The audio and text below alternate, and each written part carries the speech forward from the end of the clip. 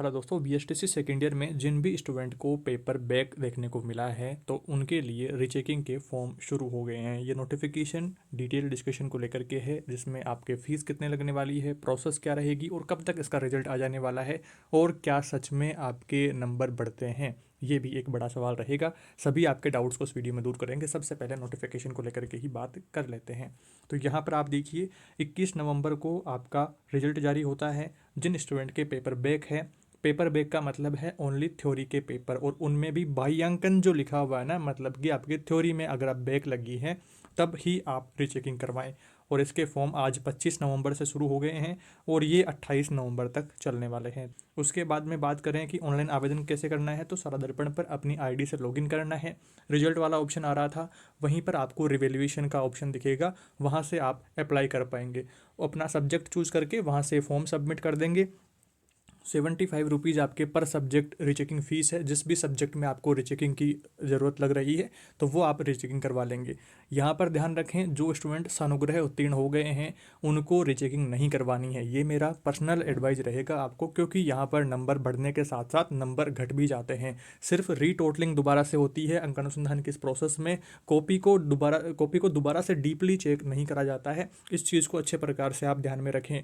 तो यहाँ पर क्या रहता है कि नंबर दोबारा से टोटल हो रहे हैं, इसका मतलब है कि आपने अगर एक प्रश्न को दो जगह पर कर रखा है, मान लीजिए 2 पेज में, और गलती से टीचर ने वहाँ पर दोनों जगह पर अलग अलग नंबर दे दिए हैं तो नंबर आपके ज़्यादा आ गए हैं, फिर भी आप सानुग्रह उत्तीर्ण हो। बट रीचेकिंग में अगर वो चीज़ पकड़ी जाती है और उसमें आपके नंबर काट लिए जाते हैं, या भूलवश आपने आधे आधे पेज में कर रखा था तो वहाँ पर डबल में नंबर आ गया है, या कोई क्वेश्चन में अगर नंबर देना रह गया है तो उस केस में नंबर बढ़ भी जाता है, तो यहाँ पर नंबर बढ़ने के जितने चांसेस हैं, कम होने के भी उतने ही चांसेस रहते हैं। और पीछे के सालों में काफ़ी सारे स्टूडेंट के साथ में ऐसा हुआ है कि वो इस उम्मीद से कि नंबर बढ़ेंगे रीचेकिंग करवाई और उनके नंबर कम हो गए और ऐसे में उनका पेपर बैक हो गया।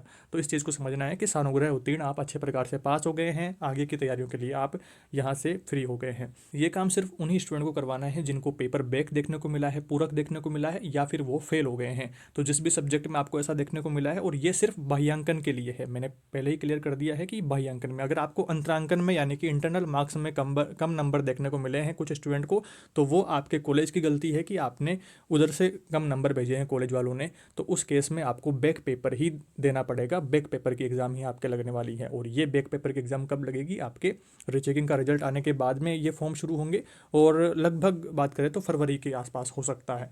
इसमें बात ध्यान में रखना है कि आपको सबसे पहले तो अपना सादर्पण आईडी से फॉर्म फिलअप करना है। ऑनलाइन फॉर्म फिल करेंगे आप, ऑनलाइन कोई भी फीस नहीं लगेगी, आप मोबाइल से ही फॉर्म फिल कर सकते हैं। उसकी फॉर्म फाइनल सबमिट कर दिया अच्छे प्रकार से, उसके बाद में उसको प्रिंट आउट लेना है और आपको अपनी कॉलेज में 75 रुपये, जैसे आपने एक सब्जेक्ट के लिए अगर रीचेकिंग अप्लाई कर रहे हैं तो 75 रुपये, 2 के लिए कर रहे हैं तो 150 रुपये, इस तरह से नंबर आपके पैसे बढ़ते जाएंगे।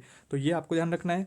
परीक्षार्थी आवेदन की जो हार्ड कॉपी है और आपका जो रिजल्ट बैक आया है उसकी कॉपी, एक तो आपने अभी जो रीचेकिंग फॉर्म सबमिट किया है उसकी कॉपी, और एक आपका जो रिजल्ट बैक आया है उसकी कॉपी, दोनों कॉपीज़ को, और ये आपने की जो जितने पेपर में लगाया है उतनी फ़ीस, ये आपको अपनी खुद की कॉलेज में जमा करवानी है।